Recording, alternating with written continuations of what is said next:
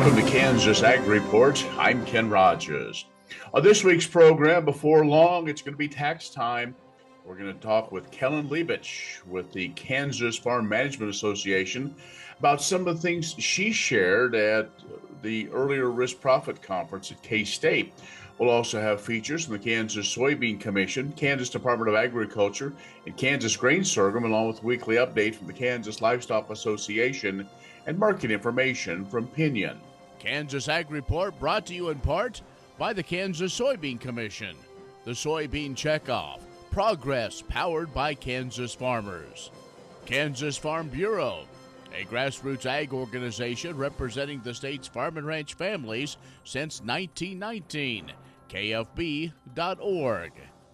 And the Kansas Wheat Commission, lending in the adoption of profitable innovations from wheat.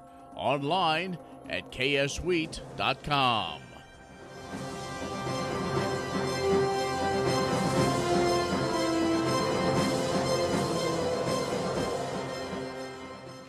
In agriculture news, based on November 1st conditions, Kansas for grain has corn at 5.8 million acres, up 13% from a year ago. Yield forecast 138 bushels per acre, up 19 bushels from last year. Sorghum for grain forecast 176 million bushels, up 4% from a year ago. Area for harvest, 2.7 million acres, down 17%. Yield forecast, 65 bushels per acre, up 13 bushels from last year. Soybean production forecast, 170 million bushels, up 65% from last year. Area for harvest, 4.8 million acres, up 13% from 2023. Yield forecast 38 bushels per acre, up 12 bushels from last year. And cotton production forecast 190,000 bales, up 28% from last year. And acreage is up over 26,000 acres. Well, Denver residents soundly rejected two ballot measures in this general election that would have banned processing plants within city limits and prohibited businesses from making or selling fur-based products. Voting results showed nearly 65% opposed the processing plant ban and almost 58% rejected the animal fur ban. The prohibition of slaughterhouses measure tried to outlaw the construction, maintenance, or use of any meat processing facility in Denver beginning in January 1st of 2026.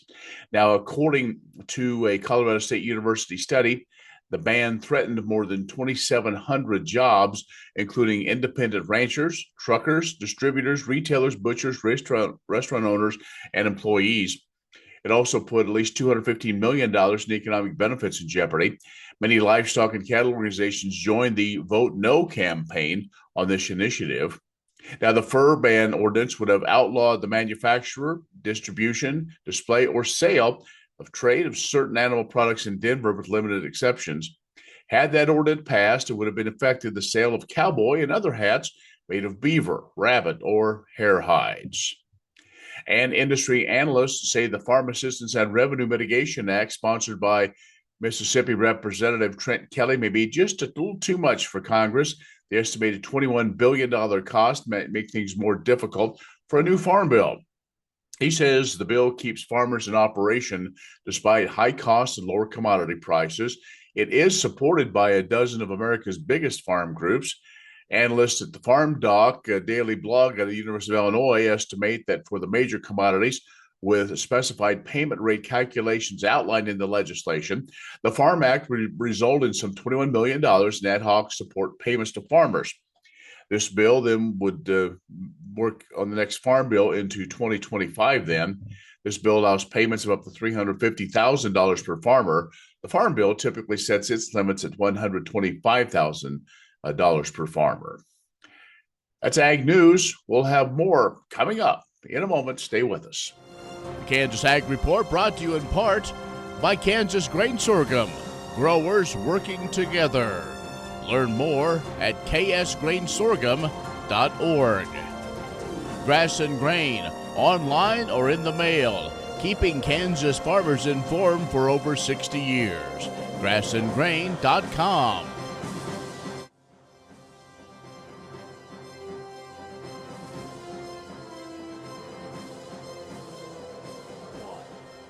We're joined now by Kellen Leibsch, who is Associate Director of the Kansas Farm Management Association. She was at the Risk Profit Conference as well. She talked about 2024 tax updates. So Kellen, thanks for being here. Well, thank you for having me. I appreciate it. Okay, so let's talk about some things that folks probably need to be aware of. Here we're in the second half of 2024.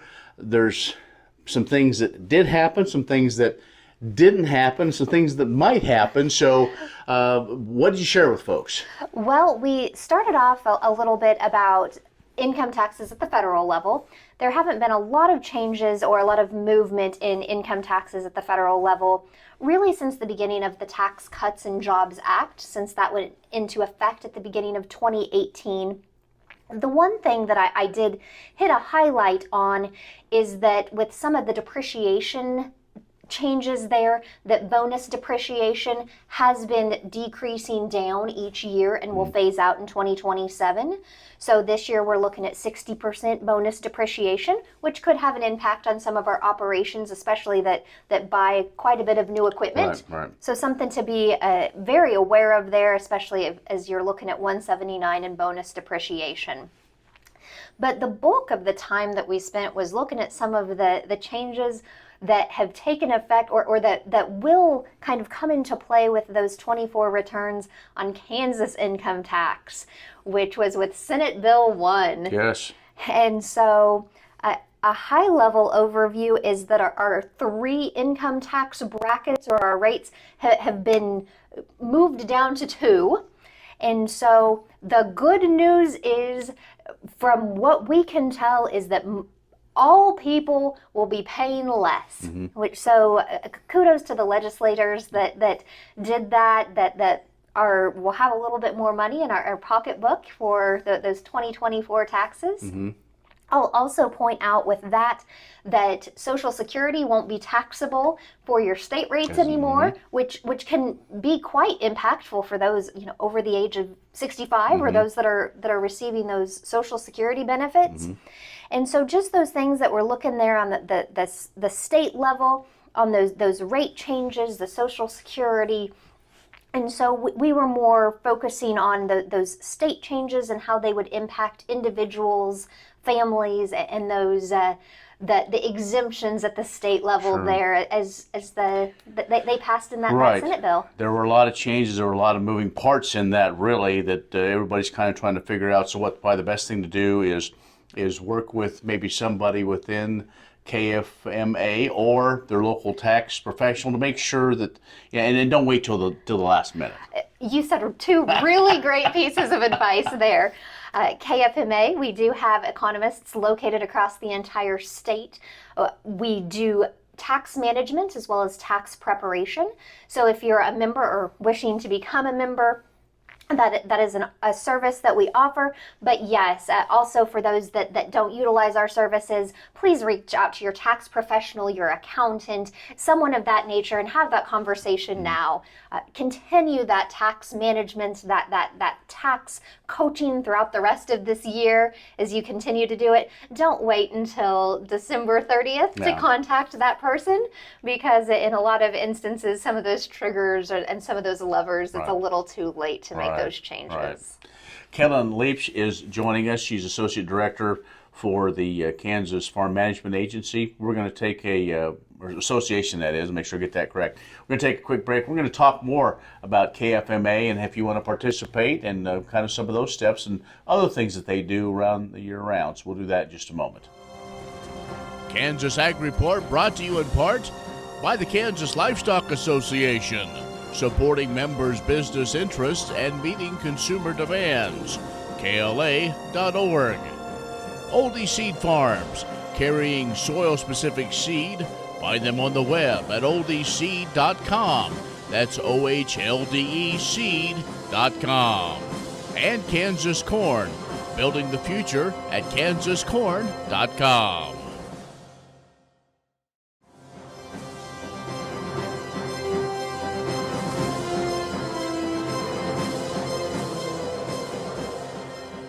And Kellen Leibsch, who is the Associate Director for the Kansas Farm Management Association, is joining us. So we've talked about some tax things to maybe prepare for. Let's just talk about, KFMA has been around for quite a while, been a big help to many Kansas farm families. And so tell us about, as we're in 2024 and we continue to roll on, some of the things that you do, the services you offer if folks want to enroll and be a part of the association. Great.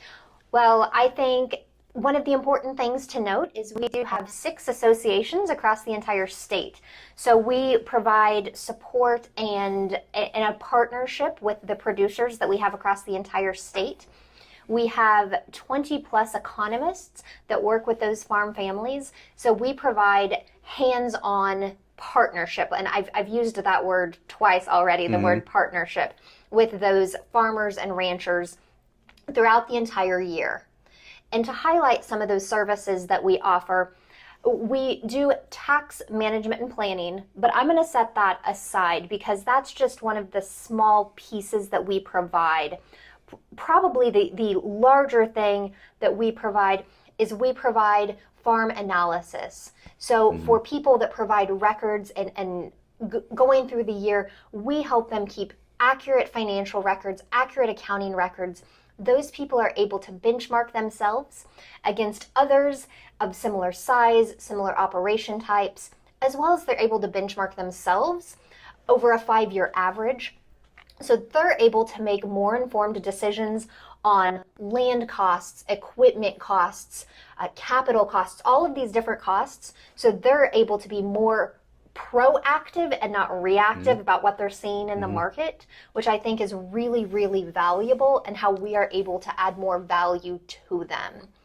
So talk about that, to be a part, say, hey, I'm doing some rough accounting now, or I have somebody that does my taxes, but I really want to get a better idea of where I am, especially maybe those younger or smaller producers that have an off-farm job. What kind of time commitment are we taking or talking about, or other commitments to be a part of this and utilize your services?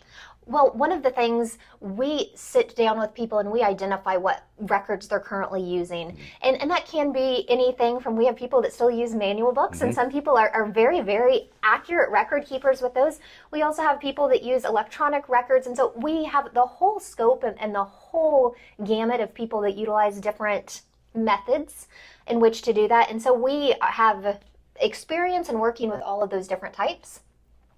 And so it just kind of depends with an operation, but we work with people from smaller farms to larger scale operations, and it just adds to a more robustness of the data that we have and that we're able to provide back for research purposes for what we can provide there. Very good. So website, or how's the best way to start that process? So the website is www.agmanager.info/KFMA. So if you go to the Ag Manager website, KFMA is there on the left-hand side as well. You can find the contact information for one of our 6 offices, or excuse me, one of our 6 associations. We have offices within those associations as well as the contact information for our offices in Manhattan. And so we're always happy to hear from producers that are current members or prospective members in the future. Sounds great. Kellen Leibsch, who is Associate Director for the Kansas Farm Management Association, has joined us. We're going to take a break. We'll have more coming up in just a moment. Stay with us.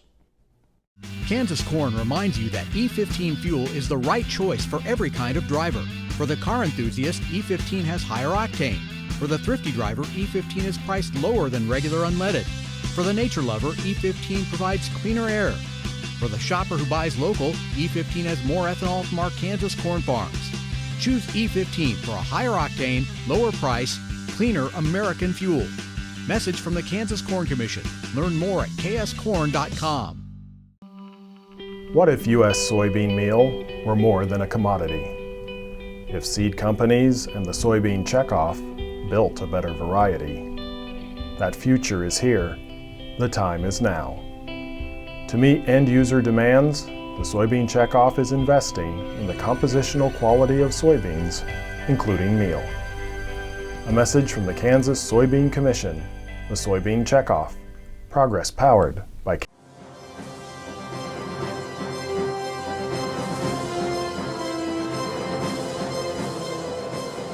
It's Commodity Commission's election time again in Kansas. Soybean producers in Kansas seeking to influence how the checkoff returns value to their operations are invited to campaign for a seat on the Kansas Soybean Commission. This year, the Soybean Commission seats for Districts 7, 8, and 9, comprising the eastern third of the state, are up for election. Interested individuals have until November 30th, 2024 to meet the filing deadline. Terms begin April 1, 2025, following the election process. To be eligible, candidates must gather 20 signatures from farming peers with no more than 5 signatures from any one county. Signatures may be submitted online, by paper, or both. Online petitions can be found at www.agriculture.ks.gov/kgcvoter. Paper packets are available from the Kansas Department of Agriculture or from Kansas Soybean directly.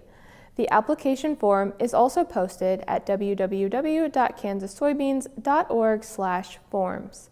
Per Kansas Department of Agriculture guidelines, candidates 18 and older must have been actively engaged in growing soybeans within the preceding 5 years to be eligible and may only represent the district of their primary residence.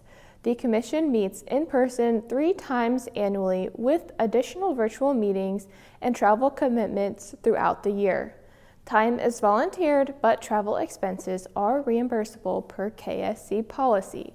The primary responsibility of being a commissioner is attending the December meeting where funding proposals are presented and checkoff investments are decided.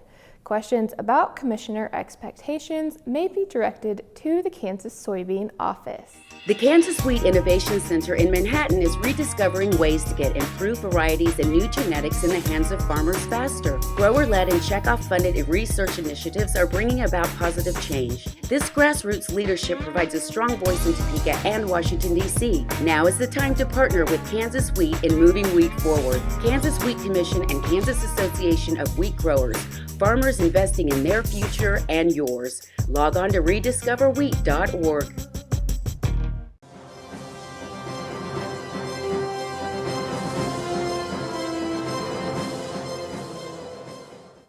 One of the ways the Kansas Department of Agriculture works with our commodity partners is by coordinating the election of state commodity commissions. Commodity commissions are grower-led organizations committed to supporting the economic viability of their industry and continual improvement of their commodities. In Kansas, the 5 commissions represent corn, grain sorghum, soybeans, wheat, and sunflowers, and the commissions each have representatives from the 9 different geographical districts of the state, serving 3-year terms.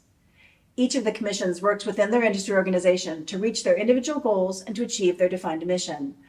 Right now, growers can campaign for an open seat in 3 districts by gathering signatures from eligible growers and filing a candidate petition by November 30th. Candidates now have the option to create petitions and collect signatures online. The 2025 election will cover Districts 7, 8, and 9, or the eastern third of Kansas. If you want to ensure you're able to vote in the upcoming Commodity Commission election, you should register so that you receive a ballot in the mail in January. To be an eligible voter, you must be a resident of the state of Kansas and have been actively engaged in growing your commodity, corn, grain sorghum, soybeans, wheat, or sunflowers, within the last 3 years. To register as a voter or to petition as a candidate, go to the KDA website at agriculture.ks.gov/kgcvoter. Registration and candidate materials are also available on paper from the Kansas Department of Agriculture or from any of the grain commodity commissions. Commodity commissions are an important way farmers share their voice in the work of the state commodity organizations, determining how those checkoff funds are invested to help with market development, research, promotion, and consumer education. Grain sorghum is one of the most important cereal crops worldwide, and Kansas leads the nation in its production. Over the years, sorghum has been either exported, used in animal feed domestically, or for other industrial uses. Recently, its use in the ethanol market has seen tremendous growth, with 30% of domestic sorghum typically going to ethanol production.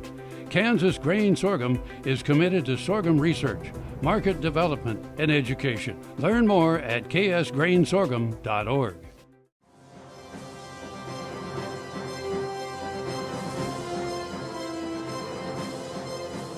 It's time for another sorghum harvest update. I'm Maddie Meyer, Director of Communications and Outreach for the Kansas Grain Sorghum Commission. Today I'm joined by Evan Lesper, our District 1 Commissioner from Palco. I am a first-generation farmer in Grand County, Kansas.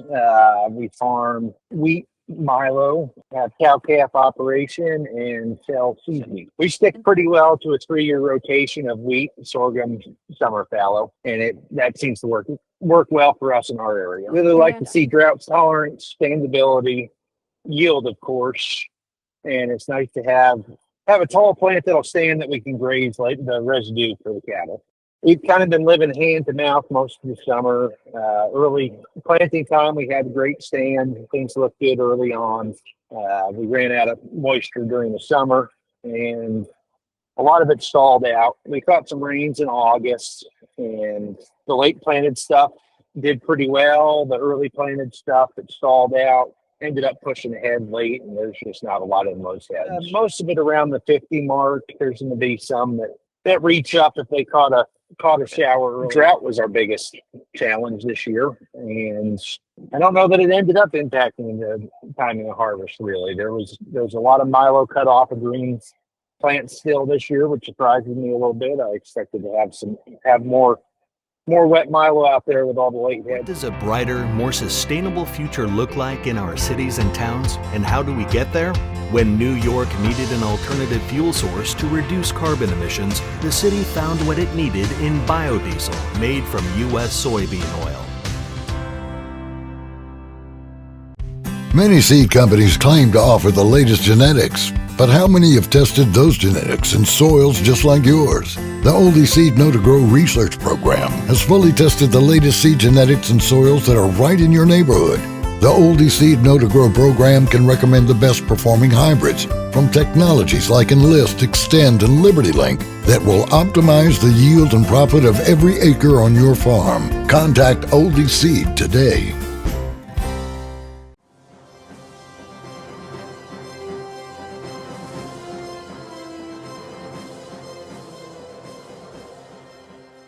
The 2025 inductees into the Cattle Feeders Hall of Fame are Joe Morgan of Scott City and Dan May from Stratton, Colorado. The two will be honored during the group's 16th annual banquet, February 5th, as part of the Cattle Industry Convention in San Antonio, Texas. Morgan is the Chief Executive Officer of Pokey Feeders. He began as a manager in 1985 and grew the feed yard from its original capacity of 17,000 head to the current 103,000, of which 95% are customer cattle.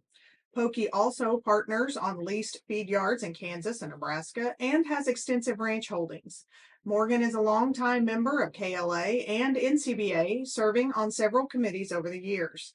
He is a founding member of U.S. Premium Beef and has served on the board of directors since 2007, currently holding the position of vice chair.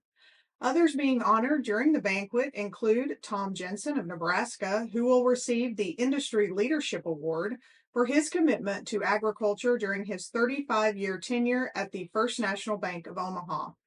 George Luttrell Jr. with Midwest Feeders in Ingalls will be recognized with the Arturo Armendariz Distinguished Service Award. The Cattle Feeders Hall of Fame was established in 2009 to honor the exceptional visionary men and women who have made lasting contributions to the cattle feeding industry. Banquet tickets are $200 per person in addition to convention registration. All proceeds from ticket sales benefit future Hall of Fame initiatives. To register for the Cattle Industry Convention and purchase tickets to the Cattle Feeders Hall of Fame banquet, go to convention.ncba.org. Imagine turning soybean oil, used cooking oils, and waste animal fats into fuel so amazing it drives U.S. jobs and our economy forward. Learn more about biodiesel at americasadvancedbiofuel.com.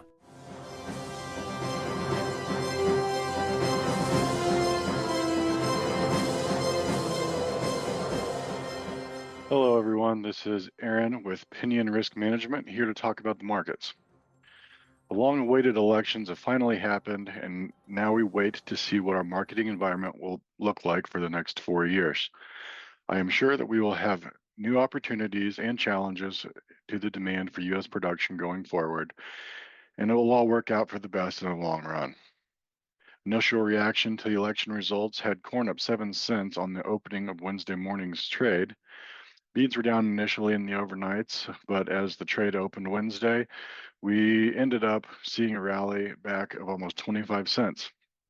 Other commodities outside of the grains had some strong reactions as well. Crude oil had a strong negative reaction, followed by a similar recovery as the beans, while gold did hang on to its negative movement for the day on Wednesday, and not to see some recovery until Thursday. Back to the grains, we have been seeing better corn demand for exports and ethanol, with this week's export sales data expected to come in between 1.7 and 2.5 million metric tons versus 2.34 million metric tons last week. Weekly ethanol numbers were up to 1.105 million barrels per day, up 60,000 barrels per day compared to last year. With demand a bit stronger, I don't think it is unlikely to see the USDA adjust ending stocks down to the 1.8 to 1.9 billion bushel range. Despite the recent export sales in beans, questions remain as to the future with the new administration coming in. Hopefully, in the long run, we will see positive results from the assumed trade discussions the U.S. will be having with China over the next 4 years. But I think China will be hesitant to be a big buyer of U.S. beans in the meantime. South American weather has been more cooperative as of late, continuing to give China a cheaper alternative to source their beans. If you have any questions or would like to talk with someone about a plan for your marketing, you can reach us at 888-452-8751. I am Aaron Summer with Pinion Risk Management. Many seed companies claim to offer the latest genetics, but how many have tested those genetics in soils just like yours? The Oldie Seed Know to Grow research program has fully tested the latest seed genetics in soils that are right in your neighborhood. The Oldie Seed Know to Grow program can recommend the best performing hybrids from technologies like Enlist, Extend, and Liberty Link that will optimize the yield and profit of every acre on your farm. Contact Oldie Seed today. That'll do it for our program today. Thank you so much for joining us. Be social with us online at kansasagreport.net or our social media channels. I'm Ken Rogers. Thanks for watching. We'll see you next week. Next time you see a beautiful field of corn, reach out and thank the farmers who work tirelessly to raise corn for livestock feed, renewable fuels, and exports to feed a growing world population. The farmers on the Kansas Corn Commission work for Kansas Corn with grower-funded checkoff dollars that support foreign and domestic market development, research, promotion, and education to expand opportunities for Kansas farmers. To learn more, visit kscorn.com. What if U.S. soybean meal were more than a commodity?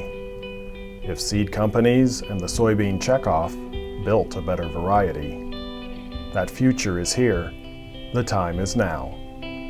To meet end-user demands, the soybean checkoff is investing in the compositional quality of soybeans, including meal. A message from the Kansas Soybean Commission, the Soybean Checkoff. Progress powered by Kansas farmers.